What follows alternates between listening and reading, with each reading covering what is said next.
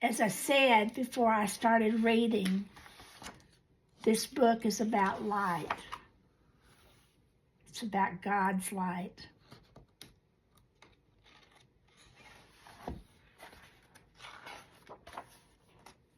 God so loved the world that he sent his only begotten Son, and Jesus was the light of the world.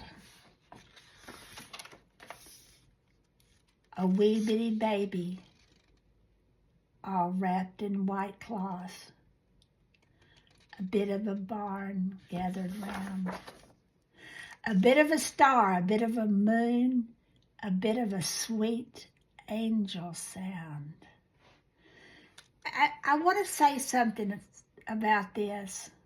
I wrote this, I actually put these words to paper when I was pretty old, actually.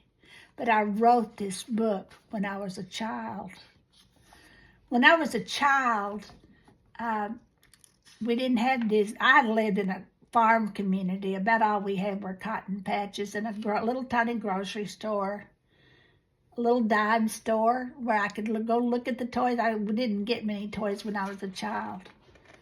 We took a few vacations, but everything was in my town. My life consisted of going to school and going to Bible school when I was during the summer, going to church. And our church, when I was a child, every Christmas had a nativity play. And you couldn't have told me that wasn't Broadway and I wasn't a great star, because from the time I was just an angel standing in the very back row to the time I was maybe Mary. I don't know if I ever got to be Mary or not. But I felt that story.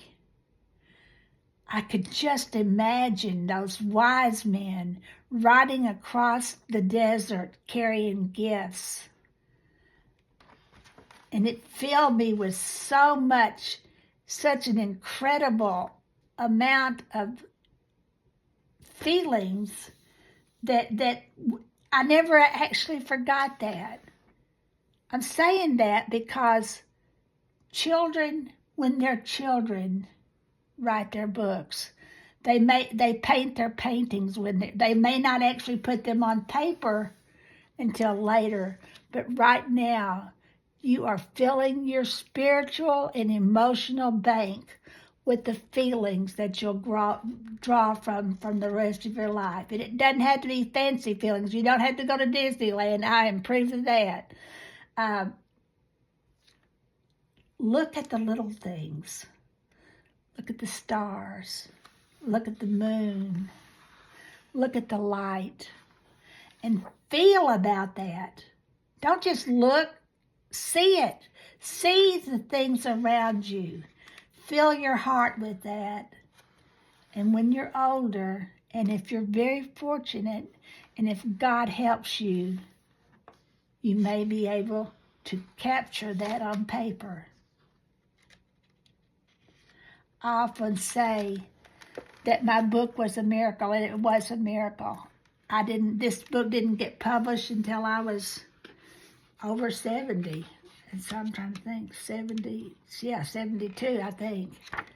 But I wrote it when I was a child. I felt it when I was a child.